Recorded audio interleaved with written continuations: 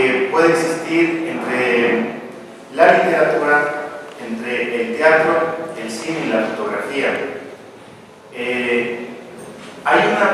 En principio, podría señalar una evidencia textual en todas ellas, ¿no? Una evidencia escrita, si se quiere. O sea, incluso el mismo teatro, antes de estar en escena, pasa por un proceso de digitación, de organizar ideas. Y ese es un primer punto en el que se hallan, digamos, en coincidencia todos estos temas que hemos propuesto trabajar en el seminario.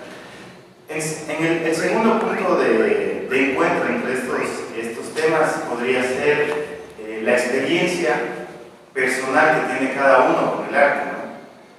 Cada uno, al tener contacto con una fotografía, con una película, con un texto, con un libro, tenemos una experiencia que es a nivel íntimo, ¿sí? Es decir, si bien el autor o los autores podrían tener intenciones ya muy bien planteadas, hay una experiencia personal que en todo caso creo yo que se vive en todas estas dimensiones del arte, ¿no? La fotografía, la literatura, y es precisamente por lo que esta tarde también hemos armado esta mesa de literatura, teatro, dramaturgia, poesía también. Y claro, hablamos también del arte, y el arte en su entender conceptual es pues muy amplio. Hablar del arte también es enorme, pero en todo caso queremos referirnos al arte en tanto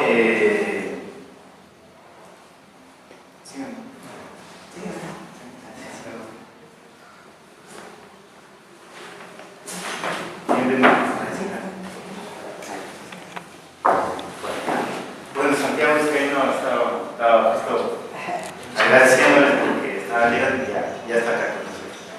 Entonces, cuando nos referimos al arte, podríamos hablar del arte y hablar infinitamente, ¿no? Del arte, pero en este caso queremos referirnos a la forma, al arte en cuanto a escritura, el arte en cuanto a puesta en escena, al arte en la medida que tiene el contacto con la intimidad personal y también colectiva, digamos, no pierde esa sincronía que es importante en el arte y que de hecho es una parte fundamental. Y cuando, o al menos de mi parte, mencione arte, será esa idea de que quiera comunicarles a ustedes, ¿no? Esa parte del arte, ¿no?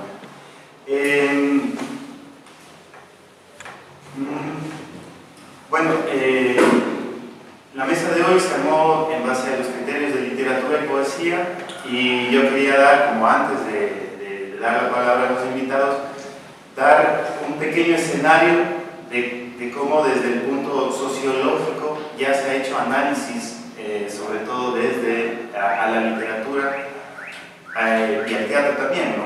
Y voy a detenerme un poco en este punto.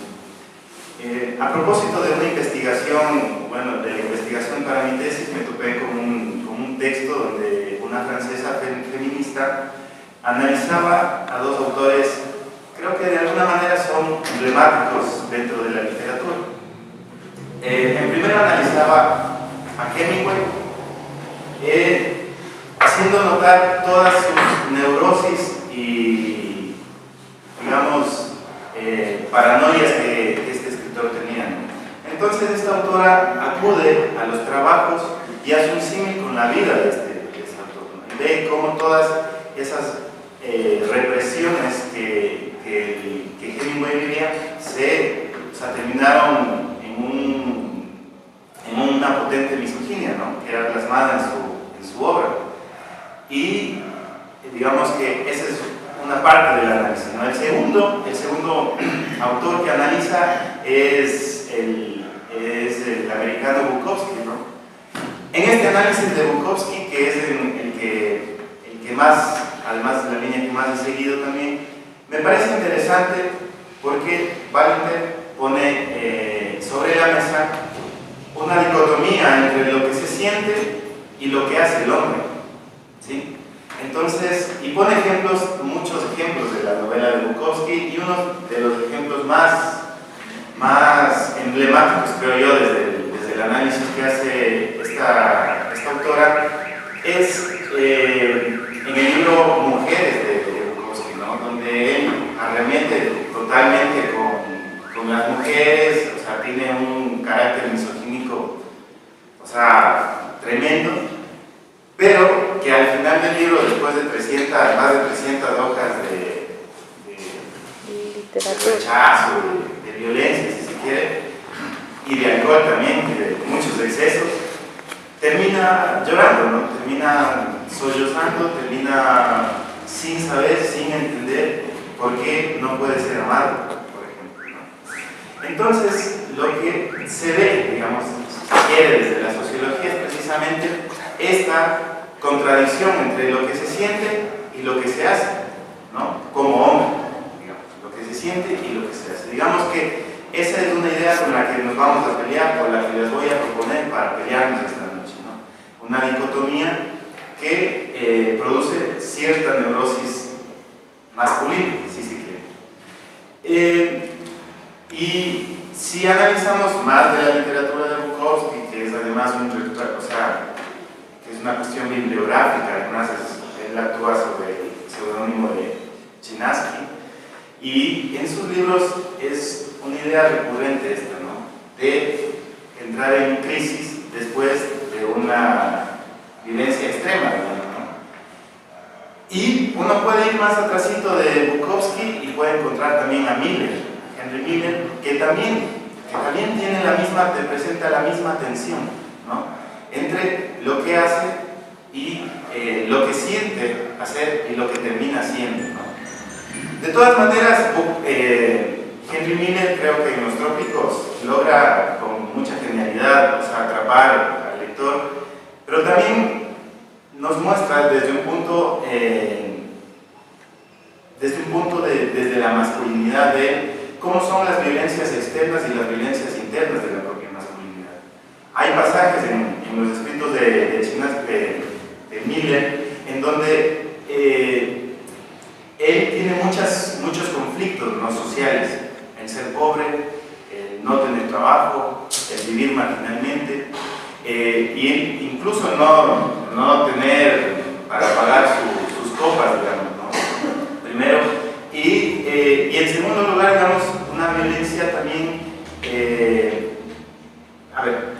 la violencia externa, ¿no es cierto?, hacia la sociedad y hacia los mismos hombres también, como entre sus amigos, como entre sus hombres, también tenía competencias, también tenía como rivalidades, y aunque no es muy notorio, pero en ciertos episodios hay la cuestión de violencia, ¿no?, aunque él no lo refleja mucho.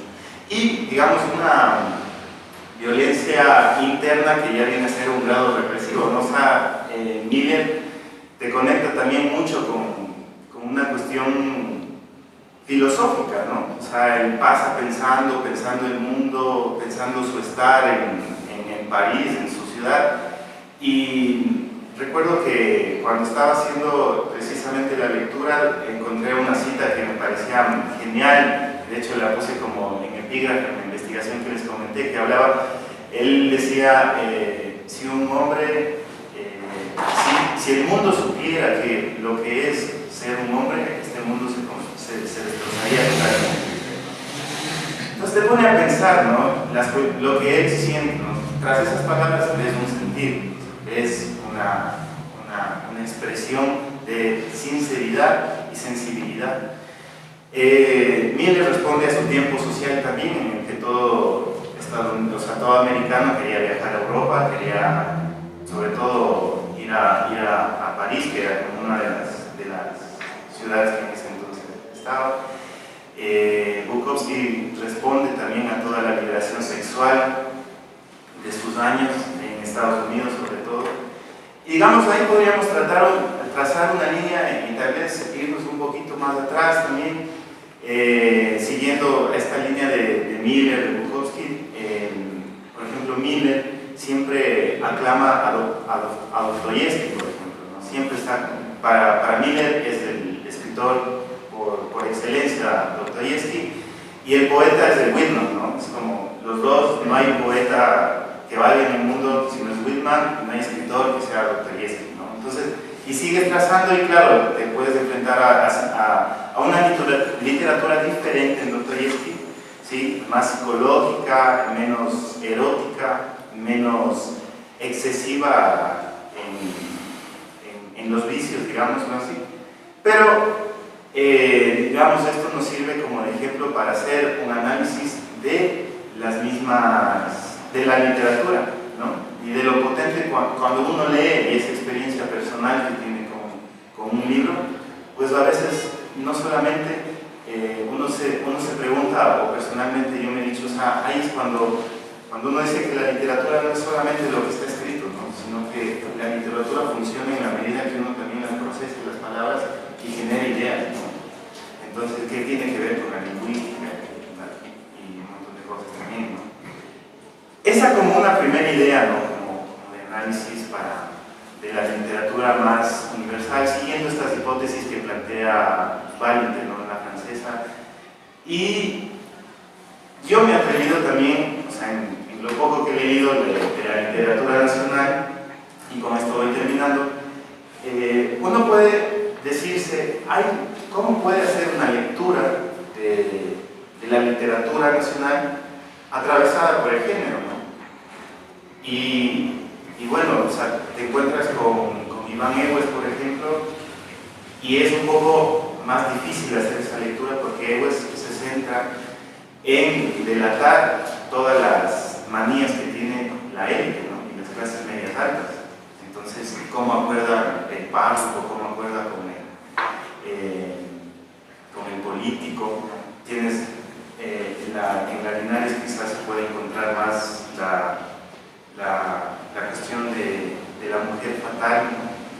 Pero que tiene también su pliegue, su despliegue sobre delatar lo que hacen las élites, que es un poco más difícil.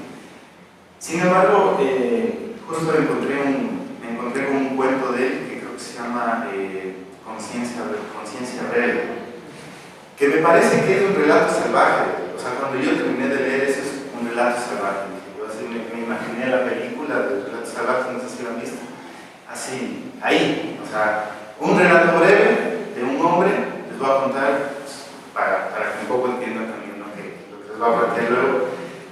Un tipo se sube al carro, le va a dejar a su mujer al trabajo. De repente se da cuenta que hay un taco azul en su asiento. Entonces él se desespera y se hace acuerdo a sí mismo que la noche anterior estuvo con su amante. Entonces el taco azul, él dice, es de ella, ¿no? De la chica con la que estuvo el día anterior. Entonces desesperado, frena el carro, acelera, hace todo para atrapar el taco azul y botarlo por la ventana.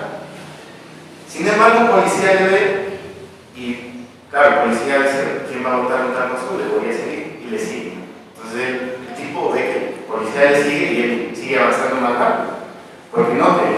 Finalmente logra evitar que el policía le devuelva el taco azul y llega, la mujer llega pues, al lugar de trabajo y la mujer al bajarse del carro le pregunta, ¿dónde está mi taco azul? Entonces, ¿qué es lo que ves ahí, no? Ves toda la culpa del tipo por el engaño, ¿no? O sea, a mí me parece un relato, como les digo, un relato salvaje, pero además donde te permite ver como cierta actitud, digamos. Quizás uno puede decir de los hombres de los 90, de los 70, perdón, que es más o menos a lo que corresponde Iván Egues, ¿no? Digo, nos permite ver algo, en cuestiones de género nos permite ver algo. Nos vamos más adelante en el tiempo y podemos encontrar a una novela que me parece importante, que permite también analizar la cuestión de género. Dados de hoy han trabajado cuestiones o temas y trabajos específicos respecto a lo masculino. Y más bien esa es una idea errada del concepto de este pequeño seminario. En principio podríamos afirmar que no es esa ni la intención del seminario, ni creemos que sea de principio la intención de los invitados de esta noche, ¿no? Sin embargo, creemos que sus obras sí son pertinentes para un análisis de género, o sea, están atravesadas por una lectura de género que nos permite analizar las relaciones de género, pero sobre todo lo que nos interesa es lo masculino, analizar las referencias masculinas que ellos tienen para hacer sus trabajos y sus elaboraciones, ¿no? Hemos hecho el esfuerzo de juntarlos precisamente en distintas mesas, y quiero agradecer a Leo Sierra, que esta noche nos acompaña acá. Muchas gracias, ¿no? por aceptar la invitación, ¿no? Que cuando me acerqué a ti, pues fue enseguida, o sea, no hubo mayor esfuerzo, digamos, como que te atrajo el tema, y muchas gracias por estar acá. Bueno, vendrá Santiago también, esperemos que ya esté por acá. Y quiero dar la bienvenida a ustedes también, gracias por venir acá, y gracias también a la gente que vino ayer y que ha venido hoy también, que se ha sostenido. O sea, es chévere verles al menos los 2 días, y bueno, seguro irá llegando más gente también, ¿no? Quisiera en principio destacar una conexión que puede existir entre la literatura, entre el teatro, el cine y la fotografía. En principio, podría señalar una evidencia textual en todas ellas, ¿no? Una evidencia escrita, si se quiere. O sea, incluso el mismo teatro, antes de estar en escena, pasa por un proceso de digitación, de organizar ideas. Y ese es un primer punto en el que se hallan, digamos, en coincidencia todos estos temas que hemos propuesto trabajar en el seminario. El segundo punto de encuentro entre estos temas podría ser la experiencia personal que tiene cada uno con el arte, ¿no? Cada uno, al tener contacto con una fotografía, con una película, con un texto, con un libro, tenemos una experiencia que es a nivel íntimo, ¿sí? Es decir, si bien el autor o los autores podrían tener intenciones ya muy bien planteadas, hay una experiencia personal que en todo caso creo yo que se vive en todas estas dimensiones del arte, ¿no? La fotografía, la literatura, y es precisamente por lo que esta tarde también hemos armado esta mesa de literatura, teatro, dramaturgia, poesía también. Y claro, hablamos también del arte, y el arte en su entender conceptual es pues muy amplio. Hablar del arte también es enorme, pero en todo caso queremos referirnos al arte en tanto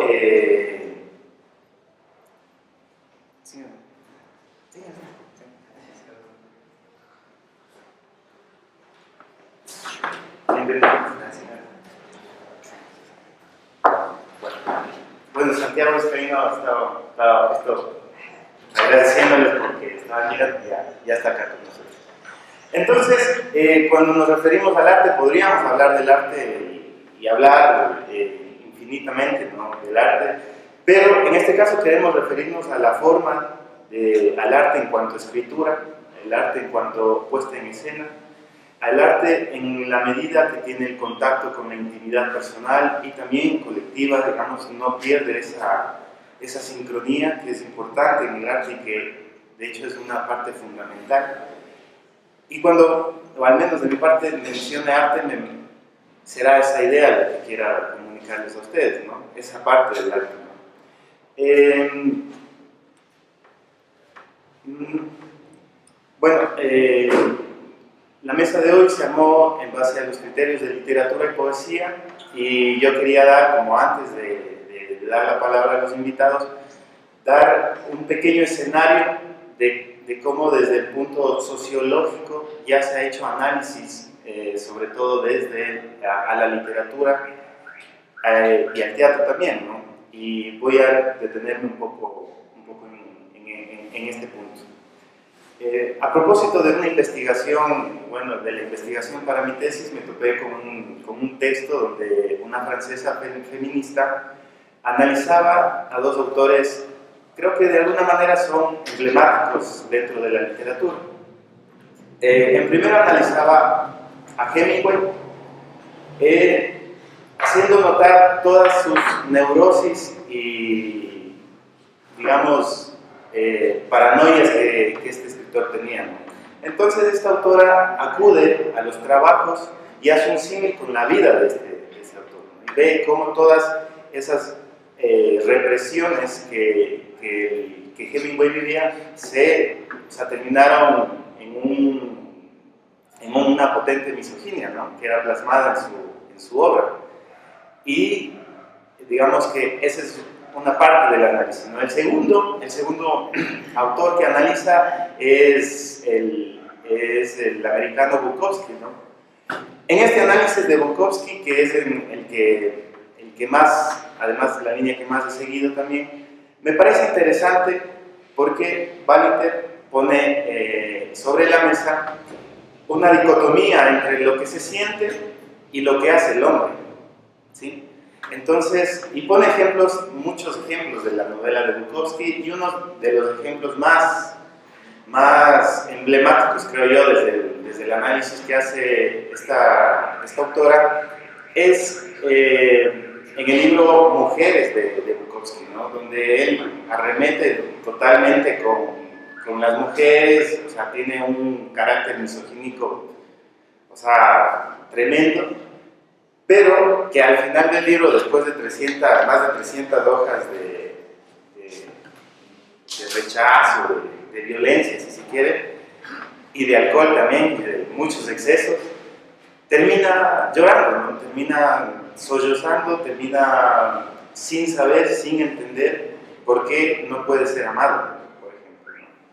Entonces, lo que se ve, digamos, si se quiere, desde la sociología, es precisamente esta contradicción entre lo que se siente y lo que se hace, ¿no? Como hombre, digamos, lo que se siente y lo que se hace. Digamos que esa es una idea con la que nos vamos a pelear, con la que les voy a proponer para pelearnos esta noche, ¿no?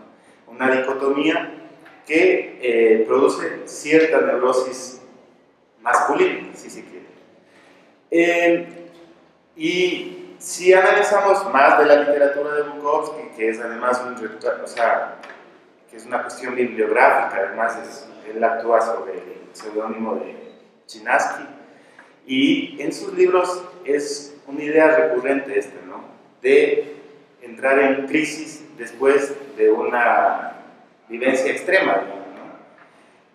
Y uno puede ir más atrásito de Bukowski y puede encontrar también a Miller, a Henry Miller, que también te presenta la misma tensión, ¿no? Entre lo que hace y lo que siente hacer y lo que termina siendo, ¿no?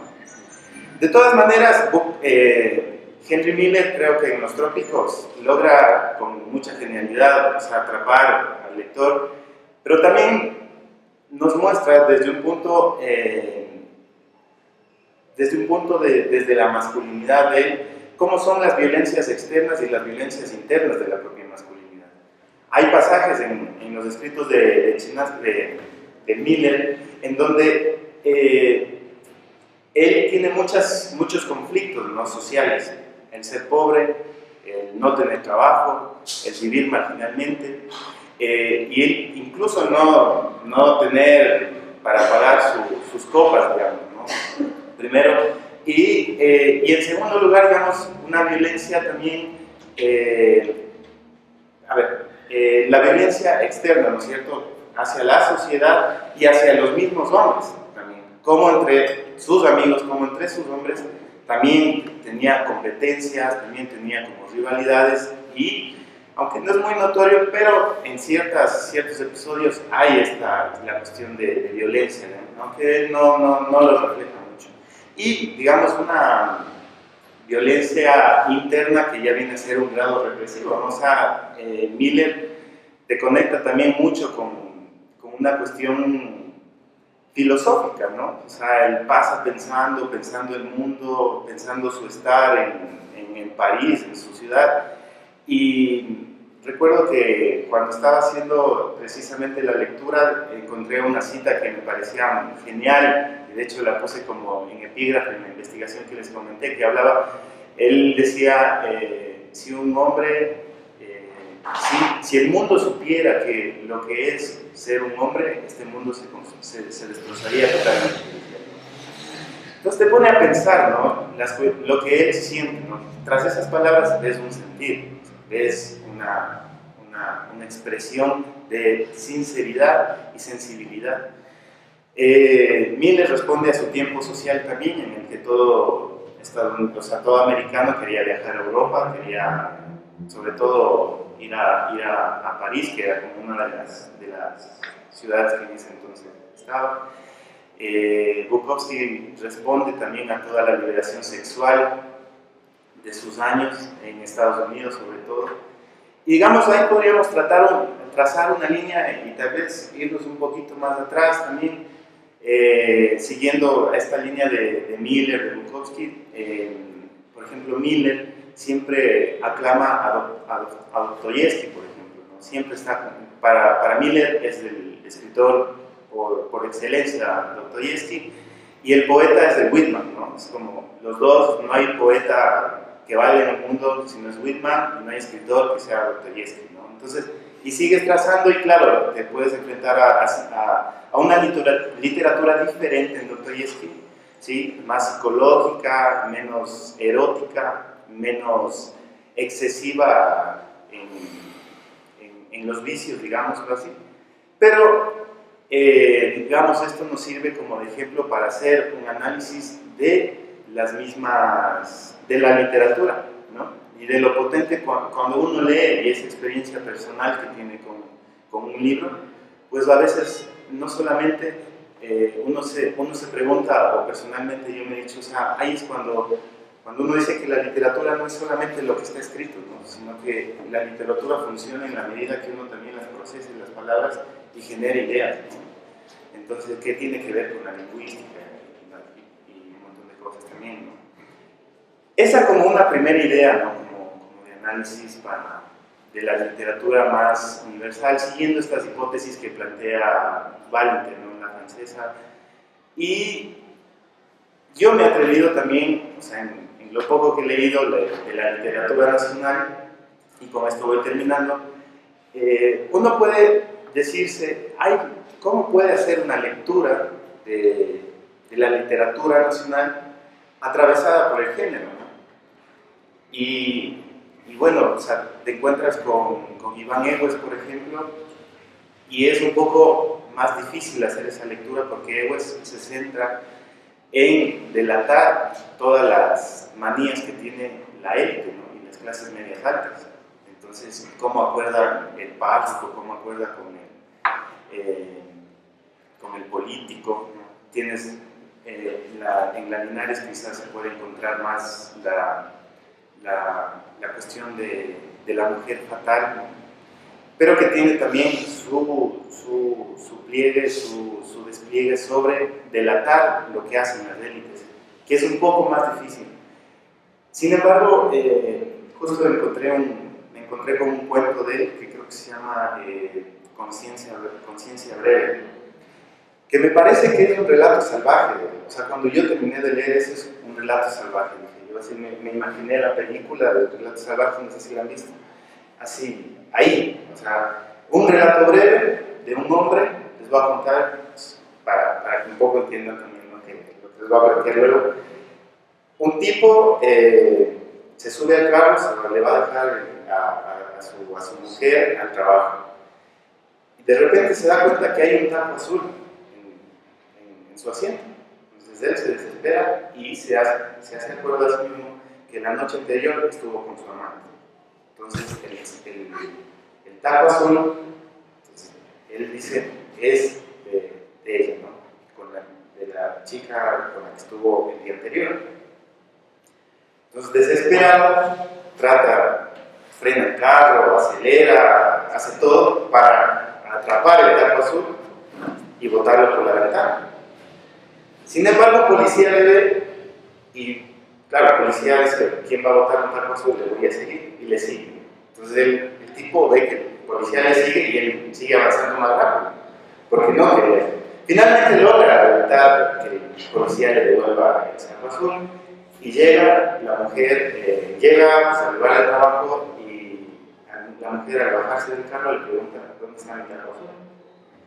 Entonces, ¿qué es lo que ves ahí, no? Ves toda la culpa del tipo por el engaño, ¿no? O sea, a mí me parece un relato, como les digo, un relato salvaje, pero además donde te permite ver como cierta actitud, digamos. Quizás uno puede decir de los hombres de los 90, de los 70, pero ¿no? Que es más o menos a lo que corresponde Evangelios, ¿no? Digo, nos permite ver algo, en cuestiones de género nos permite ver algo. Nos vamos más adelante en el tiempo y podemos encontrar una novela que me parece importante, que permite también analizar la cuestión de género.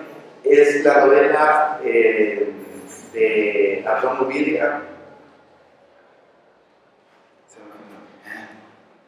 Sí, silenciosa como callada como la muerte, callada como la muerte. Que no es más que digamos que no es más que a través de una muerte se junta un doctor con un ex miliciano, no miliciano, sino un ex policía de la dictadura de Argentina que vino acá a vivir. Y cuando, bueno, a través de una serie de situaciones que pasan ellos, hay un momento en que los dos se ponen a dialogar.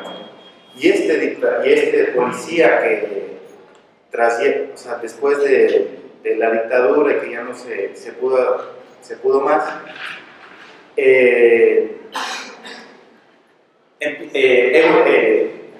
Ovidia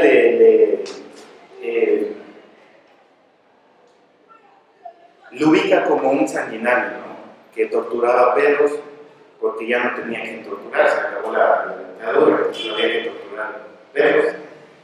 Entonces este vecino, el doctor, sabía, de alguna manera los dos se topan en un duelo, ¿no? El vecino doctor sabía que él era un asesino, el otro sabía que apoyó a los rebeldes, entonces se encuentran en un duelo, digamos, una jeringa versus una pistola, más o menos, es la situación que tienen que arreglar. Pero en el diálogo que plantea sobre todo este policía o ex policía, empieza a desmantelarse emocionalmente, o sea, empieza a volver sobre sí mismo y dice, ¿no? O sea, yo me acabé cuando empecé esto, ¿no? O sea, yo me empecé a desmoronar como persona cuando empecé a descuartizar a otros.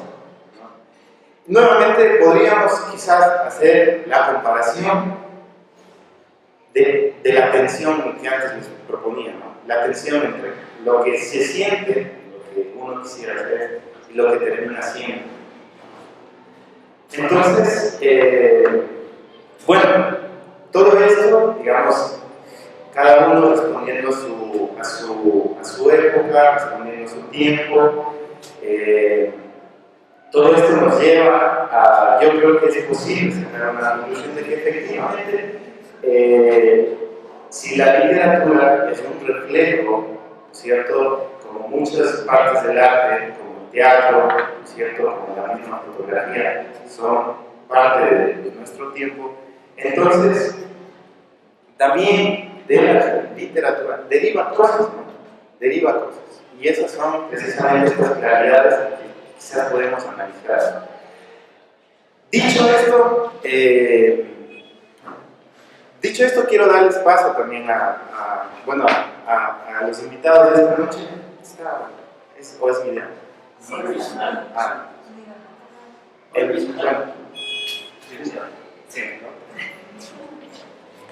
Bueno, dicho esto, voy a dar paso a León. Y un poco para que...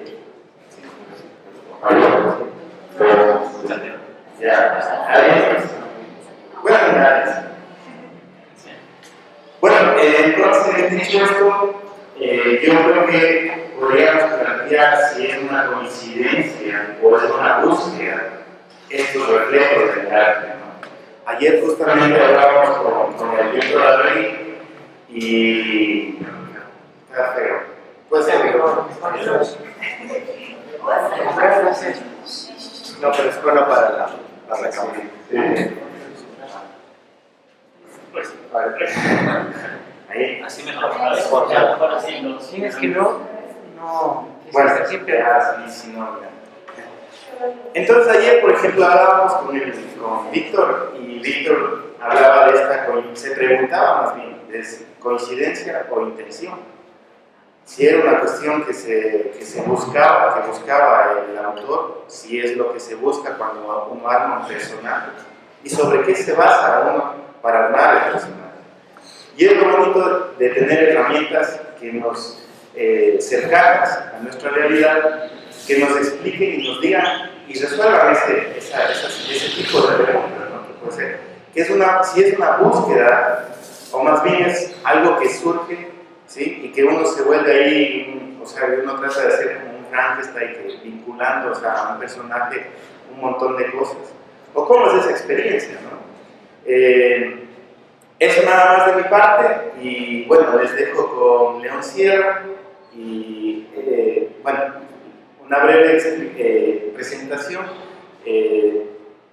Él ha sido profesor, ¿no?, en el INCINI, también en la Escuela de Actoral, ¿no?, en el estudio de teatro. Actualmente está trabajando en la Casa de la Cultura también y está muy ligado a la cuestión del teatro, del performance, de la dramaturgia. Y pues bueno, le hemos invitado precisamente sabiendo el potencial que tiene su trabajo para analizar este tipo de temas, ¿no? Por mi parte, muchas gracias y ya no nos vemos. Gracias.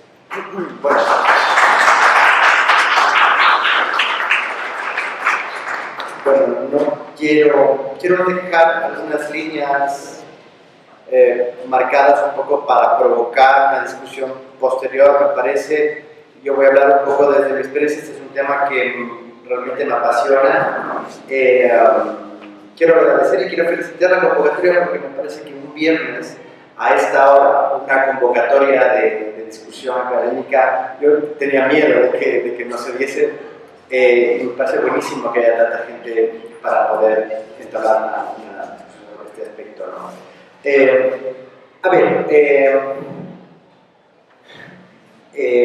Yo voy a intentar hablar un poco desde la palabra, porque la convocatoria es un poco desde la palabra. Creo que este hilván que has sugerido, que tiene que ver con la palabra que está detrás de los textos, la palabra que está detrás de la fotografía y la palabra que está detrás del teatro, es este hilván mágico que puede estar detrás, ¿no? Pero quizá yo voy a intentar sugerir o intentar hacer un desapego de la palabra, quizá una propuesta de que pongamos nuestro pensamiento en el cuerpo para poder entender que la experiencia teatral o la construcción del hecho teatral no es o está mucho más allá del hecho lingüístico. ¿Sí? Realmente el teatro existe cuando el libro deja de ser libro. Cuando el texto teatral es libro, es exclusivamente un libro en la biblioteca, o es marco de una discusión teatrologística, lingüística, politiquística, pero el teatro es fenomenología, ocurre en un determinado momento a través del tiempo y en un espacio donde se comparte y ocurren cosas entre dos personas. Estas dos personas indudablemente son un sujeto deseante y un objeto de deseo. Y alrededor de esto es que voy a intentar hablar estos pequeños minutos que voy a tomar para no cansarles y para poder provocarles pensamientos. Quiero recomendarles, no soy una persona que haya sistematizado sobre esto, estoy trabajando en algunas reflexiones que tienen que ver a partir de mi praxis como performer, pero hay gente muy interesante que ha generado mucho pensamiento alrededor de la palabra dramática y el hecho teatral. Entre esas personas está Mariana Ortiz, que es una directora francesa que vive ahora en España, pero que vive mucho tiempo aquí en el Ecuador. Está casada con un ecuatoriano que también es intelectual, este hombre.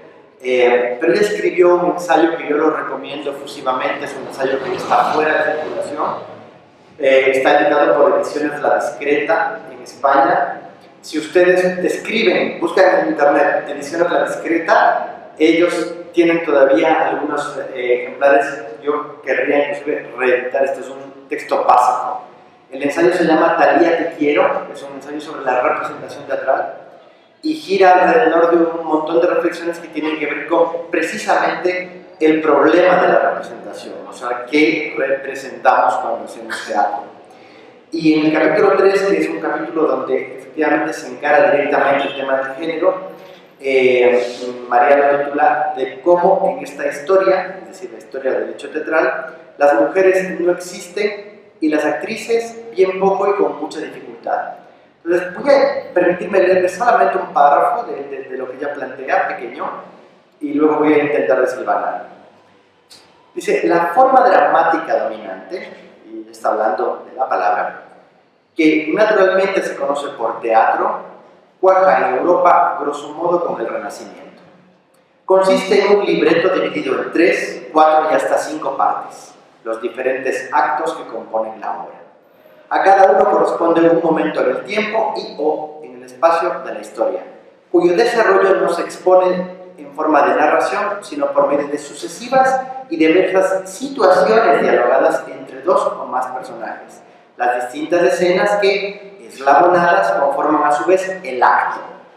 Trenzado en torno a una situación embarazosa o azarosa, el relato dramático arranca con la exposición del conflicto, progresa hasta su clímax y concluye con su desenlace. Desde luego, una estructura en consonancia con la emergencia y consolidación de los esquemas modernos de representación del mundo. Un tiempo lineal que va desde hacia atrás, hacia adelante, el camino que va desde el atraso, el oscurantismo hacia el progreso, las luces, un individuo, el hombre, que en conflicto con otro crea la alteridad y se constituye en sujeto, en protagonista del acto de reconocer al otro objetivado y en actor de la historia. Yo me hago, yo viéndome en el espejo diferente y diferenciado del otro que a su vez me represento como objeto de deseo, objeto de conocimiento, objeto de cuidados, objeto en el que yo proyecto mi deseo de ser yo. Representación articulada en oposiciones binarias, siendo el sujeto hombre y, naturalmente, a la mujer le toca ser objeto. Y ciñéndose a este esquema, el teatro asigna a cada cual la representación inversamente recíproca y opuestamente constitutiva de un género. Plantea personajes varones enfrentados en conflictos de poder en un sentido amplio de la palabra, poder simbólico y o económico, político, social, intelectual, familiar, erótico, amoroso, etc., que teniendo oficio y condición aparecen en el ejercicio de sus funciones, y personajes femeninos sin oficio y carentes de condición propia que, apareciendo tan solo en el marco del parentesco y o de posibles enlaces, son objeto de conflicto entre los varones. Esto, que tiene que ver mucho más con una estructura lógica del pensamiento moderno, como ustedes saben, a partir de las vanguardias implosiona aquel día en que Nora da un portazo en casa de muñecas con Don Torvald y crea el divorcio, o representa el divorcio. Y nace el drama burgués, y entonces en el drama burgués esta disputa empieza a aparecer. Esta disputa en la que empieza a contarse la emergencia de la mujer como la posibilidad de construirse como sujeto de deseo y no como objeto deseante. Como sujeto deseante y no como objeto de deseo. Y bueno, esta articulación que en el teatro construye la idea de género, no tenemos que olvidarnos, recordando a Foucault, que el Renacimiento no es sino la consolidación del discurso mítico religioso de los aparatos de verificación que excluyen a los cuerpos poco productivos de un sistema de dominación que en su caso era pues el feudalismo en decadencia, ¿no? Esta narración que el teatro aporta a la construcción del género hace que se consolide el concepto de género, eso sí, dominado por este aparato de verificación que es mítico-religioso y que, por cierto, siendo mítico-religioso, el teatro es una herramienta del discurso de poder porque se ejecuta por curas en iglesias o en pórticos de las iglesias, es decir, todo el drama litúrgico y el advenimiento de las comedias barrocas en Europa está dominado por la iglesia, ¿no es cierto? Luego pasa a ser dominado por el Estado, pero fundamentalmente por la iglesia, es decir, el aparato de verificación se representa a partir del discurso del poder en iglesias. Foucault dice que cuando viene el capitalismo y el drama burgués aparece, el discurso tecnificador hace que el aparato de verificación sea científico-técnico, y entonces el cuerpo no productivo al capitalismo emergente es el cuerpo enfermo, ¿no? Y entonces el pecador, la pecadora, es decir, la meretriz del barroco se convierte en la histérica y el invertido se convierte en el enfermo, ¿no? en todo el discurso moderno. Es decir, el relato que el teatro ayuda a construir como medio de verificación, que empieza y que nace en la línea narrativa de la palabra que a su vez es una palabra que viene de la poesía, pero que se consolida en el Renacimiento, en el Barroco, como palabra dramática, es decir, la acción. Esta palabra accional no nos podemos olvidar jamás, que es el momento fundante de nuestra lengua, del castellano, del francés, del italiano y del inglés. Se consolidan como idiomas cuando se consolida el teatro como fenómeno.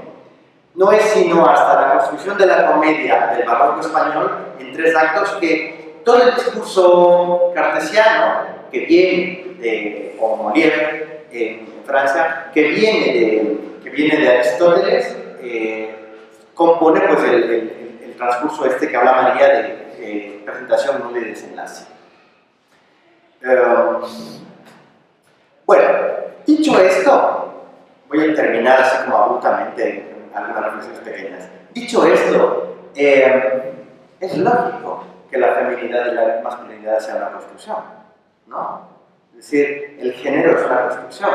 Eso está bastante poco discutible, pese a esta campaña en contra de la ideología de género. Pero es más grave que esto, porque si tiramos un poco del libro de Foucault, no solamente que el género es una construcción, sino que el sexo, evidentemente, es una construcción.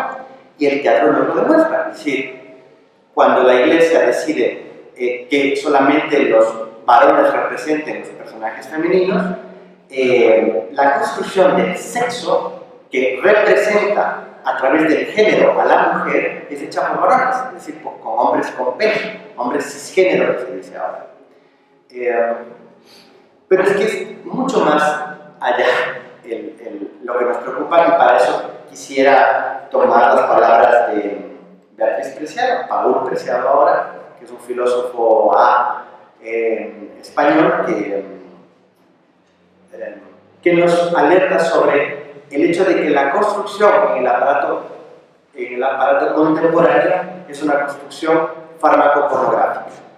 Es decir, que hemos pasado y nos hemos desapegado completamente de una representación naturalista del sexo y del género en el teatro, en la dramaturgia, en la literatura, en la vida cotidiana, y nos hemos convertido en clientes farmacodependientes de la pornografía del capitalismo.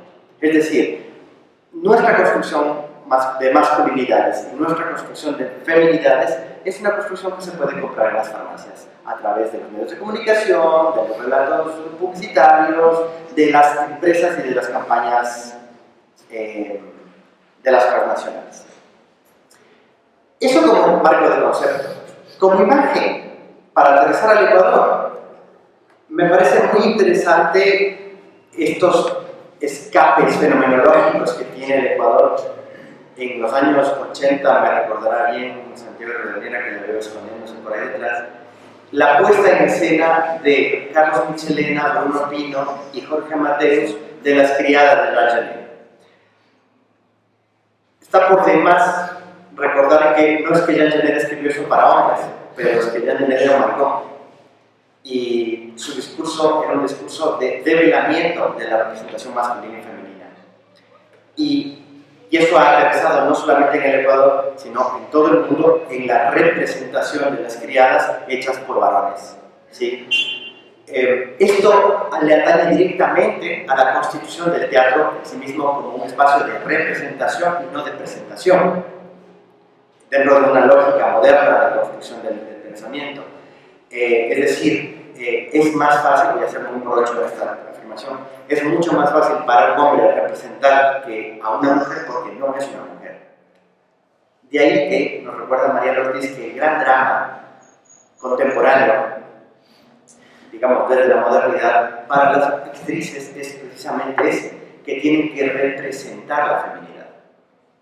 Es decir, un hombre puede representar la feminidad porque no la tiene, o digamos, no ha puesto su masculinidad en crisis. Y al representarla tiene una dificultad técnica para poder hacerla, técnica en el sentido de manera de hacer, ¿no? Sin embargo, una mujer, ¿cómo representa ser más mujer de lo que ella es? Y esto es una llamada constante a las personas que hacemos teatro, es decir, a los actores, porque tenemos que convertirnos en cada representación, en cada ensayo, en aquel objeto de deseo del sujeto deseante, que es el espectador, o el director, o el maestro, que desea algo concreto ver y por eso paga, y el actor, la actriz, tiene que hacer una construcción sobre sí mismo para poder constituirse como objeto de deseo del sujeto deseante. A todo esto, para finalizar, una sensación. La sensación después de 15 años de vivir fuera del Ecuador y volver y descubrir que los espacios de representación están mucho más allá de los $6, $15 o $20 de una entrada a un espectáculo, sino que tienen que ver con este tipo de paneles, con lanzamientos de libros, con homenajes por 40 años, un bailarín, con etcétera, etcétera, etcétera, donde aquí no, menos mal, se ha instituido, menos mal, eso significa que hay crisis en la representación masculina y femenina, se ha constituido a partir de la fijación de una representación femenina que es absolutamente hegemónica, que es la mujer florera. Una mujer que es una niña que estudia generalmente en la UTE, turismo, a la que le ponen una minifalda y una leva azul. Tiene medias nylon y zapatos de taco pequeños, generalmente de charol, negro, y que simplemente coge este micrófono y dice: buenas noches, señoras y señoras, bienvenidos a todos y todas, porque es importante el lenguaje político, ¿correcto? ¿No? Sean todos ustedes bienvenidos y bienvenidas a este homenaje. Les va a hablar el doctor.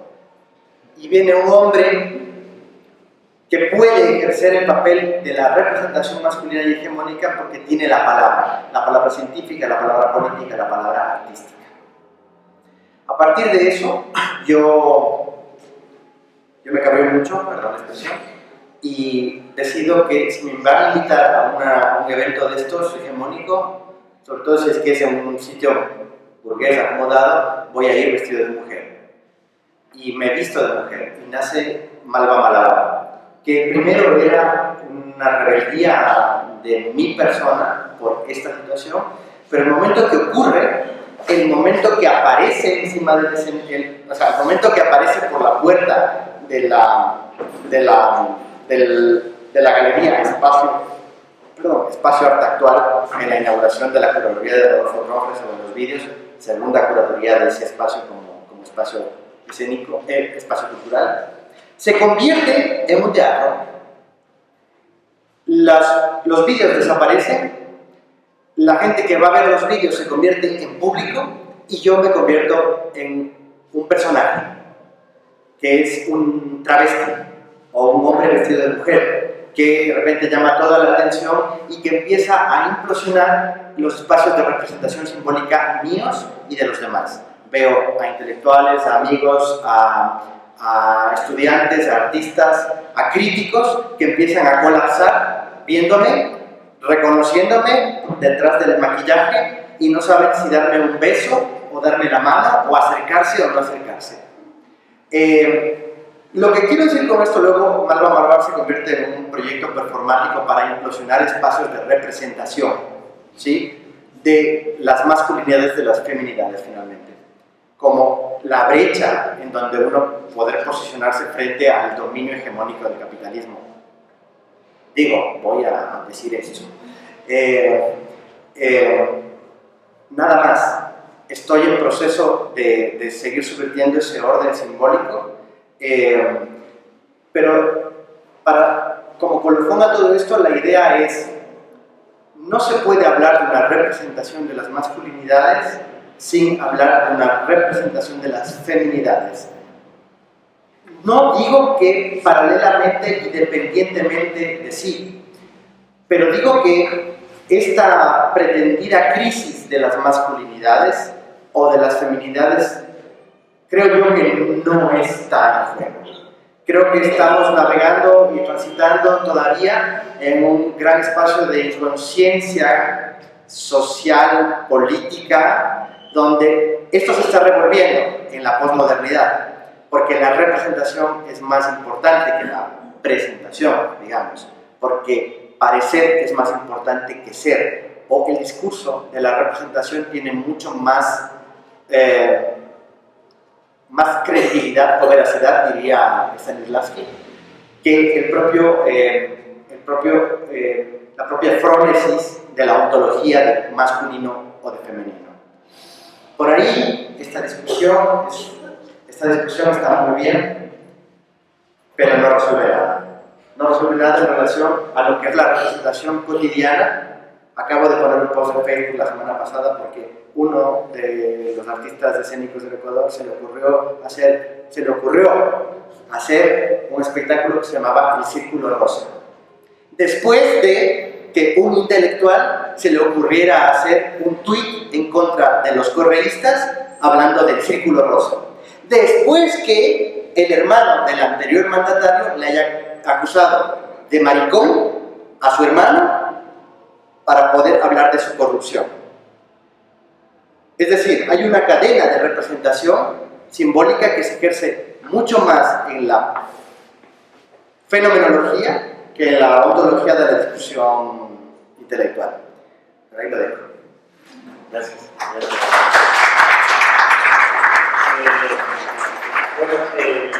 Muchas gracias, Leo.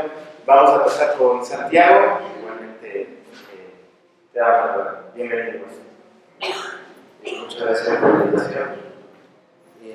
Yo no hablo tanto ni soy tan brillante como yo. Y tampoco tenía una cosa así demasiado preparada respecto de esta temática. De hecho, me tomó mucho por sorpresa, porque yo había escrito una novela, que recién se publicó, que se llama Complejo, cuyo personaje es precisamente bastante conflictivo, yo no lo había pensado así en el momento de la escritura, conflictivo en el asunto de su propia sexualidad. Cuando yo pensé este personaje y sabía que este personaje tenía que ser un hombre o un varón, lo primero que me pregunté es qué clase de varón y qué clase de hombre iba a ser este personaje. Entonces, cuando pienso en las masculinidades, pienso primero qué significa ser masculino. Y para Willy, que es el personaje de la novela, creo que ser masculino significa poner en entredicho precisamente lo masculino. Es decir, que cuando pones en entredicho precisamente en estado de crisis, como dice Leo, el hecho de lo masculino no necesariamente te vuelve marica o gay. No sé si se me entiende. En el caso de Willy, esta puesta en crisis lo reivindicaban como objeto simbólico precisamente de lo que él llama una especie de machismo sincero, es decir, no el machismo solapado de la hipócrita sociedad, sino un machismo que él mismo reconoce como su propio problema. Es decir, Willy reconoce que pone en crisis su sexualidad y que eso en el fondo le gusta. Para mí, el hombre o la mujer que reivindica excesivamente su sexualidad, hay que sospechar de eso. ¿Verdad? Siempre hay algo sospecha en alguien que está reivindicando algo de manera excesiva. Y eso me parecía que pasaba en general en la sociedad y yo no quería que eso sucediera con el personaje. El personaje de Willy tiene mucho de machista, muchísimo, pero también tiene mucho de feminista. Porque Willy, en cierto modo, tiene mucha relación, una relación excesivamente estrecha con las mujeres. Incluso una relación casi edípica. O sea, la idea de Willy es casi incestuosa, volver a ser una madre. Que es además la figura casi clásica del macho latinoamericano. Es decir, esa relación absoluta que tenemos con nuestras madres, que casi hasta los 30 años todavía no dejamos de destetarlo. Eso yo quería un poco criticar a la figura de Willy también, porque Willy siempre está hablando de su madre, está hablando de su hermana, y sin embargo, todo el tiempo está buscando la sexualidad de mujeres y a veces también tiene encuentros homoeróticos. Hace un tiempo, cuando estudiaba en la Universidad Andina, me propuse hacer una tesis sobre el homoerotismo en la poesía de Ruiz Sigüenza y en la poesía de la Biblia de Ledesma. Y otra vez volví a lo mismo, es decir, ¿cómo defino qué es homoerótico y qué no es homoerótico? Es decir, para mí era absolutamente claro el término de lenguaje, como decías tú, pero no en el sentido de la corporalidad. Es decir, yo miraba los textos y decía, sí, evidentemente, esto es homoerótico, pero ¿cómo podía definirlo si no a partir de estereotipos? Es decir, siempre iba a caer en el estereotipo de qué significa ser homoerótico, ser homosexual y ser gay.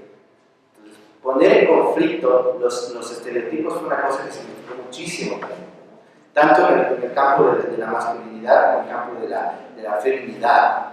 En la literatura, por lo menos hasta el siglo XIX, no creo que se ponía en entredicho qué era lo masculino y qué era lo femenino.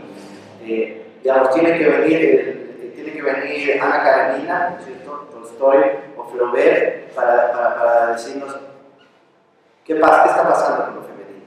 Son estos personajes transgresores los que nos empiezan a desequilibrar. Y creo que esa es una función esencial de la literatura. Tú citabas a Bukowski o a Henry Miller, ¿no es cierto? Es decir, en Bukowski, por ejemplo, que es un escritor bastante interesante, pero a la luz de los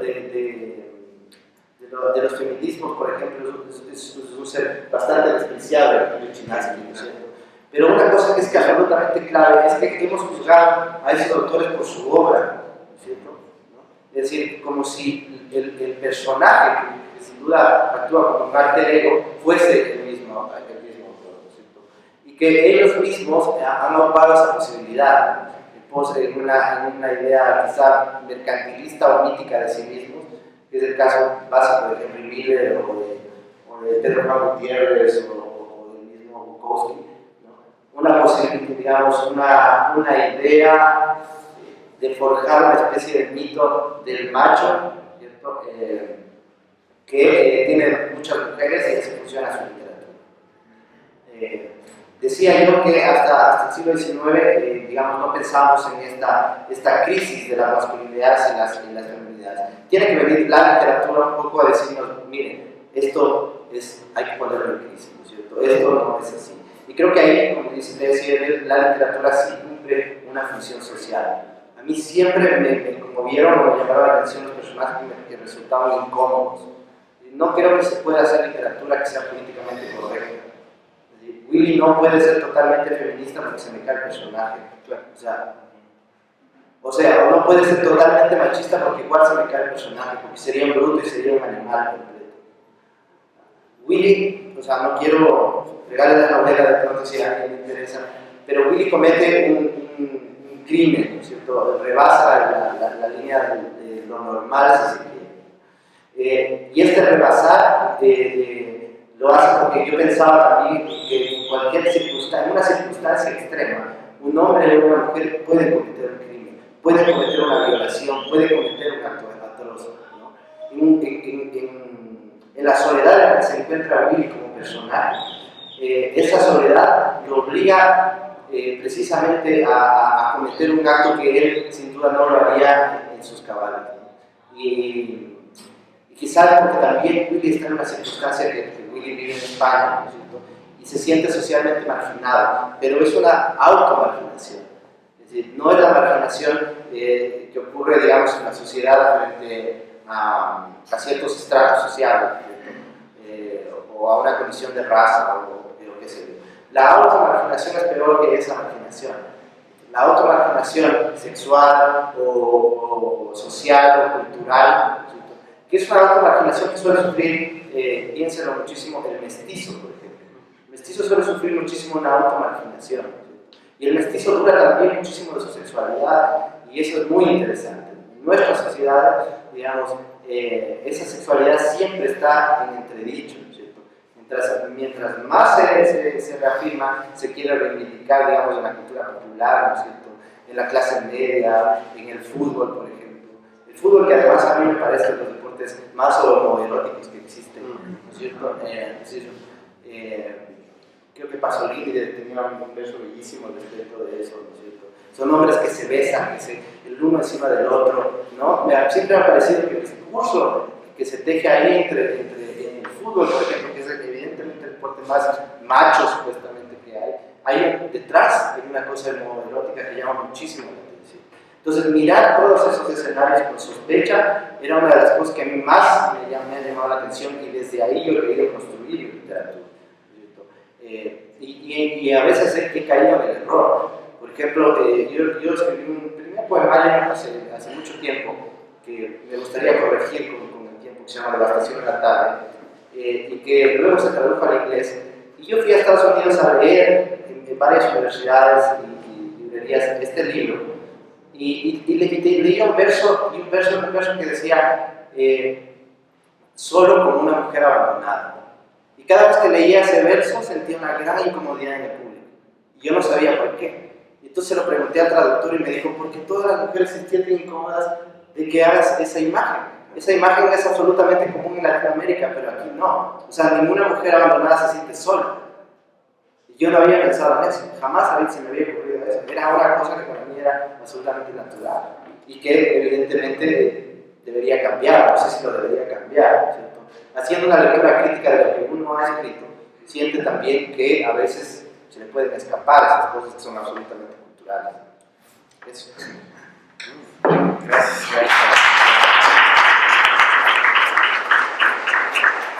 Bueno, pues agradecerles infinitamente por sus intervenciones muy interesantes.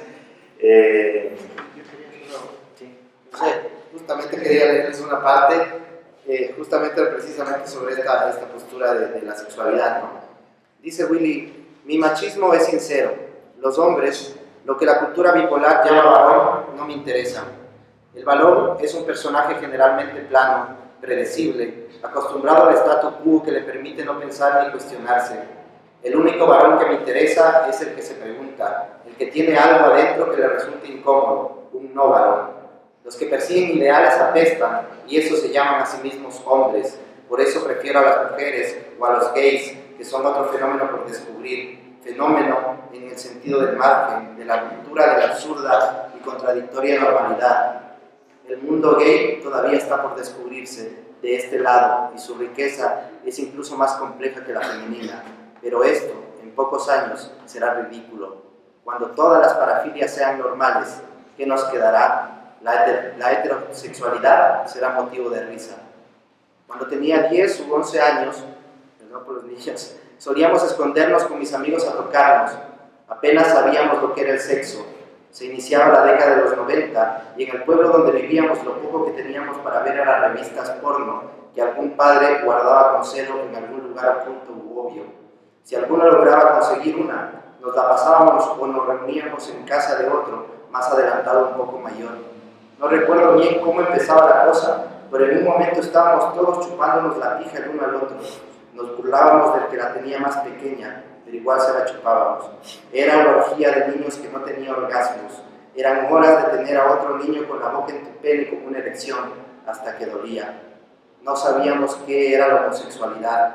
Creíamos que ser gay significaba ser amanerado, vestirse de mujer o hablar un poco raro. Asociábamos el ser marica con lo femenino, porque a alguno que otro niño de la escuela le gustaba estar solo con niñas y era delicado y nunca jugaba al fútbol. Prefería el básquetbol. Entonces masturbarnos y chupárnoslas se volvió normal, hasta que cumplí 12 años y uno de ellos me provocó un orgasmo, mi primer orgasmo. Le derramé mi primera leche en su cara. Empezó a golpearme porque creía que lo había orinado. Salí llorando y con mucha confusión. Nunca nadie dijo nada y no volvimos a hacerlo.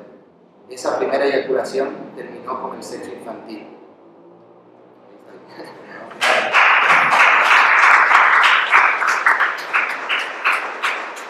Bueno, gracias por la lectura, Santiago. Gracias, igual. Bueno, ahorita, más bien, si tienen alguna pregunta en torno de lo que hemos hablado,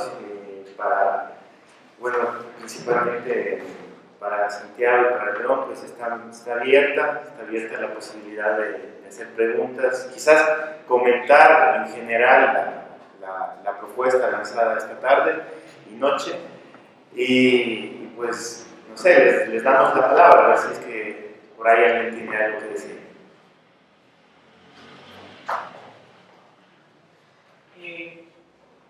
Una cosa que creo que es importante también mencionar,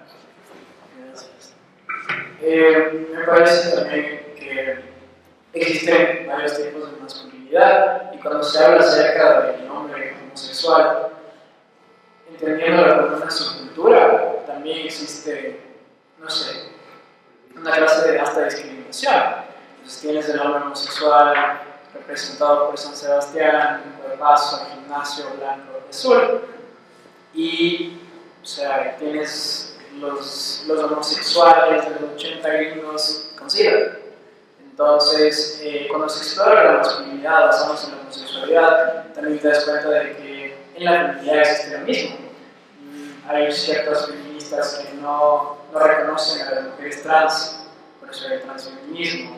Existe esta parte de sororidad. Todo este tipo de cosas y construcciones sociales que son importantes mencionar cuando se trata del feminismo, perdón, de la feminidad y la masculinidad, se debe entender simplemente como conceptos sociales. Y ahora, lo que tú escribiste con respecto al despertar sexual y al estigma que existe con el marica, porque no es lo mismo decir gay, no es lo mismo decir homosexual, decir marica, porque un chiste que teníamos con unos amigos de que mi primer apodo en el colegio era maricón. Y es el típico maricón porque no juega fútbol, el típico maricón porque no juega con mujeres. Y me parece también que la masculinidad es eso, o sea, uno de los fundamentos de la masculinidad es que tienes que reafirmar a cada rato porque yo soy macho. Y yo soy macho porque hago este tipo de cosas, porque yo soy un perro, porque me encanta, no sé, pegarte, algo así. Entonces, sí, entendiendo la masculinidad de la literatura, pues, hay textos de Nebel que te dicen exactamente lo mismo. Y sí, muchas gracias por tu intervención. Me acuerdo justamente del verso de Nebel, que es un famoso manifiesto que dice: es marica pero escribe bien. Sí, pues esa frase me resulta hermosísima para mí también. Y el verso que había citado sobre el fútbol es: el fútbol es un deporte de hombres recios que se aman con locura.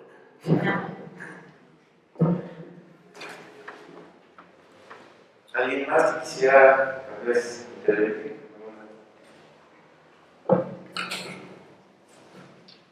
¿Se escucha? A mí me parece que sería importante analizar también la relación entre estas representaciones o las construcciones de la tema de la violencia, porque finalmente si nos ponemos a analizar los casos de violencia que se conocen, tanto de, por ejemplo, el tema del feminicidio, como lo que también se ha salido a la luz últimamente, que son los casos de abuso sexual hacia menores en los escuelas y colegios, digamos, vemos que los hombres, como grupo, como colectivo, qué sé yo, somos efectivamente tremendamente violentos. Somos los agentes de esa violencia y todos tenemos una. Y me parece que tiene mucha conexión con el tema de las representaciones de la masculinidad que se construyen no solo a través de la literatura y teatro, sino también a través de los medios masivos y a través de la educación y todos los medios de socialización, ¿no? Y me quedé pensando en dos cosas, ¿no? Por un lado, lo que dijo León, de cómo se construye también allí todo el imaginario en torno al sexo, la sexualidad, por ejemplo, está muy asociada con las imágenes que vienen, por ejemplo, de la pornografía, es decir, las expectativas también se generan en torno al rol o al papel del hombre en el sexo. Y por otro lado, pensé en una idea ¿cuál es su nombre? Santiago. Esta idea de decir, ¿no? Algo de este personaje se había encontrado en la situación de matar, creo que era, ¿no? Algo así. Antes, digamos, en un momento en que estaba en absoluta soledad o alguna cosa así, ¿no? Entonces, conectando estas dos ideas, digo, de pronto, toda la violencia que ejercemos los hombres y que nos convierte en los agentes de toda esta violencia que dije anteriormente, proviene de una cuestión de profunda frustración. O no poder cumplir con todas estas expectativas que se construyen en torno a la masculinidad, en torno al ser humano, que tiene que ver con el ser exitoso profesionalmente, con el ser poderoso económicamente, con el ser tremendamente viril y proveedor de placer, y un montón de cosas más, ¿no? Entonces yo creo que de pronto tiene que ver con eso, o sea, con una violencia que procede justamente en un gran nivel de frustración. Perdóname, sí, pero hay que tener mucho cuidado con subjetivizar el análisis. Y te lo dice un maestro. Porque es muy fácil acomodarse en el discurso hegemónico sin ser crítico con el discurso hegemónico. Entonces, obviamente que la violencia que ejerce el macho es una violencia que lo ejerce sobre la hembra. El tema es que la hembra no siempre tiene vulva. La hembra también puede ser otro macho que sea un poco más femenino que él. Y te lo digo porque acabamos de pasar dos incidentes importantísimos de violencia para menores, por ejemplo. El gran caso y sonadísimo caso del Principito y el poco sonado caso de la horda de niños abusados en el sur. El lugar mediático que tuvo el proceso del Principito no tiene comparación con el otro caso, porque está transversalizado el discurso de clase.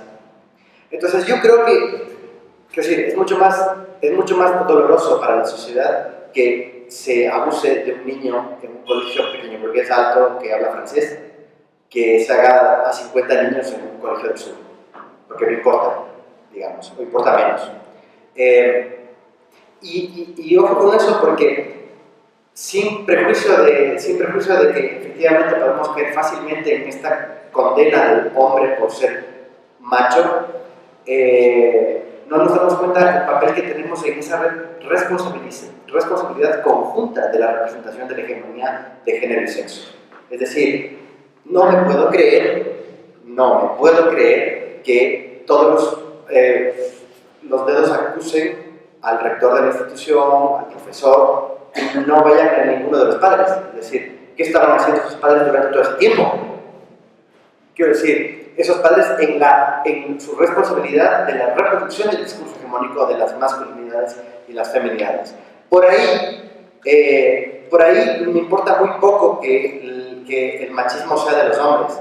Para mí el machismo es del capitalismo.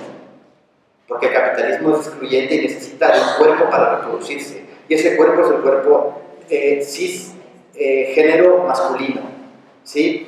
Un cuerpo cisgénero masculino que también es performado por mujeres. ¿Has visto la cantidad de mujeres en este país que manejan camionetas 350? O sea, esas mujeres no son mujeres. Yo no manejo una camioneta 350. O sea, yo prefiero una bicicleta y no me importa que tenga maricón por la feminidad y la hegemonía y toda esta historia. Me parece súper curioso. A mí me parece súper curioso esto porque yo escribí, es como una pequeña anécdota. ¿Cómo nace Malva Malabar?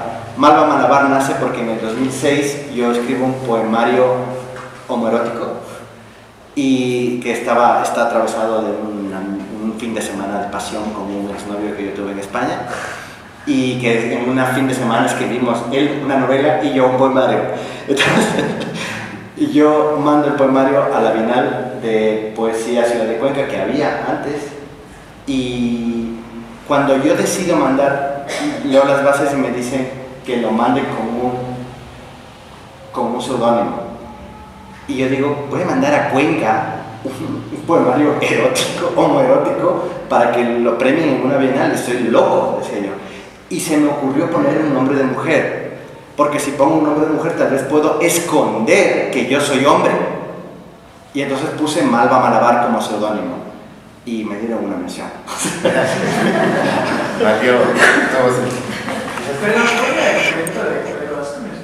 Angelote Angelote Dormir se llama. Sí, está publicado por Doble Rostro. Yo creo que ya te va a ver aquí en la casa de Angelote Dormir. Angelote Dormir. Brutal. Sí, es uno de los Javier Vázquez de la literatura portuguesa. Quizá Javier Vázquez como poesista es muy, muy interesante. Yo quería solo decir que en cuanto a la literatura, ahora que lo planteas, hay mucha literatura que se ha considerado como gran literatura y que si uno la vuelve a leer a la mirada de este siglo y de las posturas ideológicas, incluso más extremas, puede llegar a ser literatura evidentemente ofensiva y excesivamente machista. O sea, pensemos en todo el boom latinoamericano, o sea, García Márquez, Vargas Llosa, Carlos Fuentes, es decir, personajes absolutamente estereotipados, hombres que abusan, que usan muchísimo a las mujeres. Toda esa literatura a la luz de los conceptos que estamos poniendo entredicho en este momento puede ser mirada como literatura machista, y eso puede ser también muy delicado y también puede poner en evidencia lo que Javier Marías dice, que nos estamos volviendo una sociedad evidentemente retrógrada. Es decir, esos ismos, digamos, extremos nos vuelven incluso a pensamientos o a acciones de la Edad Media. ¿Sí? En Estados Unidos, actrices que están juzgando a otras actrices por llevar minifalda en una posición absolutamente feminista, casi medieval, ¿no es cierto? Hay que pensar en eso, hasta dónde vamos a llevar nuestros ismos y defender nuestra posición ideológica sin pensar, evidentemente, en el problema del otro, ¿no es cierto? Cuando hablamos de violencia, quería decir que para mí ninguna violencia es justificada, ninguna, absolutamente ninguna. ¿Sí? O sea, en cierto modo decir que la sociedad es violenta, que nos lleva a los machos o a los hombres a ser violentas, es solo justificar infantilmente nuestra violencia. Es decir, yo recuerdo una cosa que siempre me llamó la atención del extranjero de Camus, por ejemplo, esa obra maravillosa, ¿no? Que empieza con mi madre ha muerto hoy o quizá ayer, yo no sé, ¿no? Y el personaje que se llama Meursault comete un asesinato, y en el momento en el que le pregunta por qué cometió el asesinato, le dice, es que hacía demasiado sol. O sea, pensemos un poco en eso, ¿no es cierto? O sea, cualquier forma de violencia podría ser justificada en cualquier cosa, pero ninguna forma de violencia puede ser, o sea, debe ser justificada en la realidad. Puede funcionar en la literatura, pero no en la realidad. Eso. En la última intervención y para irse a la Les quiero hacer una pregunta un poco bien. Me gustaría oír de ustedes porque quería preguntarles qué nos está pasando como sociedad cuando vemos que se violan un montón de niñas, de niños durante 3 o 4 años están tratando de de denunciar tratando de que se pone, digamos, de un castigo y no pasa nada.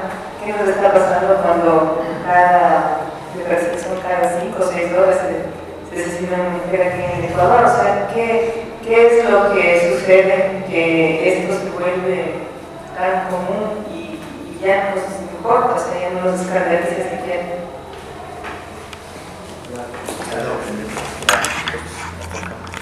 O sea, yo estoy un poco de acuerdo con la postura de Juan Carlos Cucalón, que es un activista, un narrador gay y bastante interesante. Y él decía un poco, esto que está sucediendo había sucedido un siglo. O sea, lo que está pasando es que los medios, las redes sociales han puesto en evidencia, evidentemente con un sentido mercantilista, morbosamente mercantilista, algo que ya sospechábamos y algo que habíamos vivido muchísimos de nosotros, es decir, la violencia sexual en las escuelas, el abuso sexual de padres a hijos, de tíos, de profesores, es una cosa que sucedía en nuestras sociedades y simplemente no la queríamos ver, ¿no es cierto? Y ahora estamos tratando de clamar porque en las redes sociales, porque en la televisión, porque en la radio se pone en debate todo esto. O sea, es una problemática que ya existía y que evidentemente tenemos que solucionar. O sea, el problema del feminicidio me parece terriblemente tenaz, o sea, todo el tiempo, pero depende muchísimo también de la condición social, como decía Leo. Es decir, todos los días asesinan a una mujer de manera brutal en los márgenes de Guayaquil, ¿no es cierto? Pero si el director del telégrafo golpea o insulta a una mujer, entonces hay que caerle al director del telégrafo. No es porque esté justificando al director del telégrafo, por supuesto, estoy diciendo que ahí hay una manera clasista, absolutamente clasista de ver la realidad. Es decir, es mucho menos importante una mujer que vive en el Guasmo y que ha sido asesinada brutalmente que una mujer que evidentemente es de clase media o qué sé yo, o que tenía acceso a estudios y todo lo demás. Eso que es lo absolutamente clasista es algo que debemos empezar a reclamar y a criticar.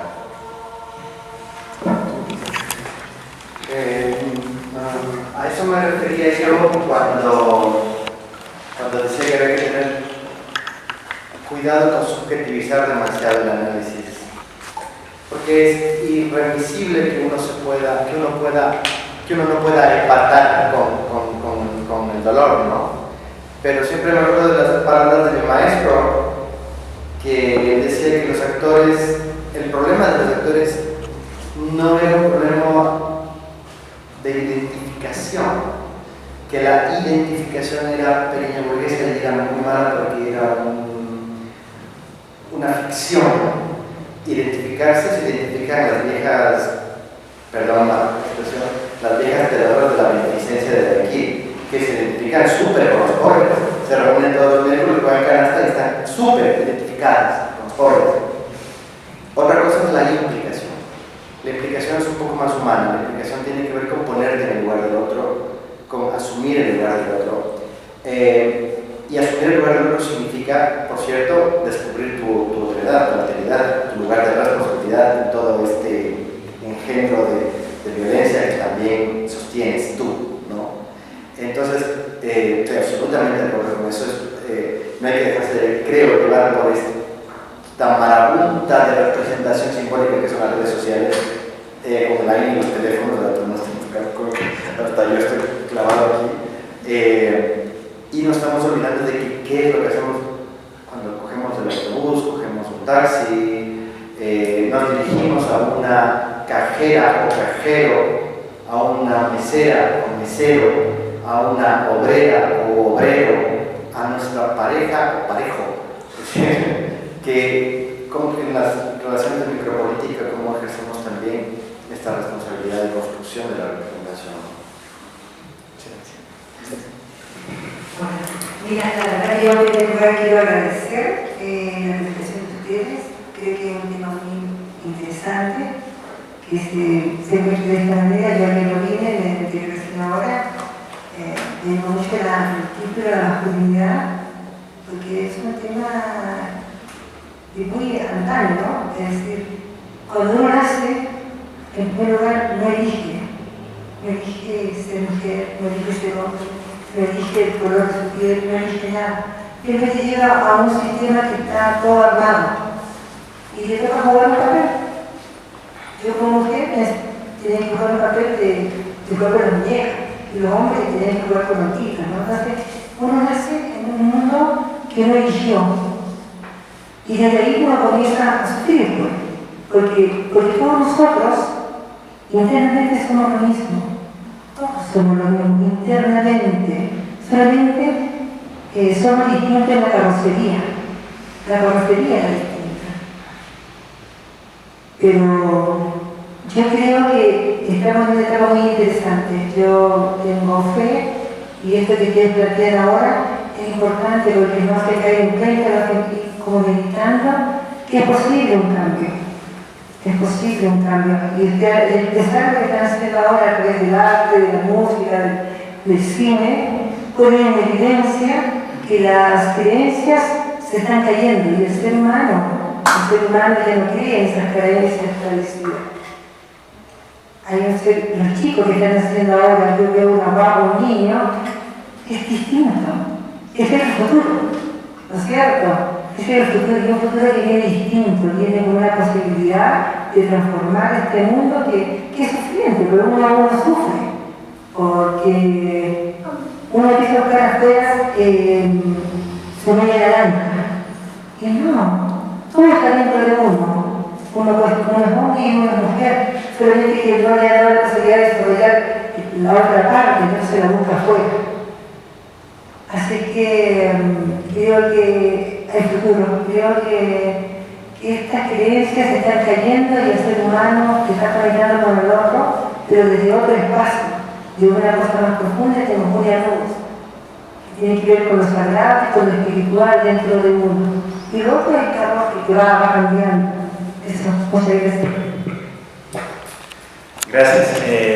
Yo quisiera, permitirme hacer unas conclusiones, recogiendo lo que hemos hablado aquí, los tres y también con la gente, ¿no? Creo que es algo que tú comentaste, León, que era como la masculinidad como un deseo estructural, ¿no? O sea, la masculinidad que vivimos, digamos, es también en sí misma una intención del capitalismo, ¿sí? Que un capitalismo que se rige por el mercado, digamos, un sistema más moderno que se rige ya no tanto por el Estado, sino por el mercado, ¿sí?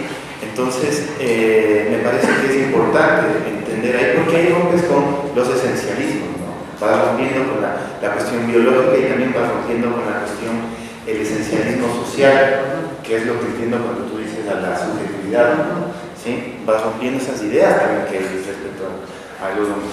En segundo lugar, pensar también el punto relacional, que cuando hablamos de masculinidad también nos estamos refiriendo, aunque en un segundo plano, digamos, de lo femenino, ¿no? O sea, quizás esa era la intención nuestra. Sabemos que siempre que hablamos de lo masculino hablamos necesariamente de género, ¿sí? O sea, no dejamos por fuera, pero sentíamos la necesidad de al menos abordarlo desde ahí, desde el masculino, ¿no? Pero lo que entiendo es que no hay que perder de vista, digamos, cómo están tan unidos, cómo la línea se estrecha, digamos, en el sentido masculino, cuando hablamos de lo masculino y de lo femenino.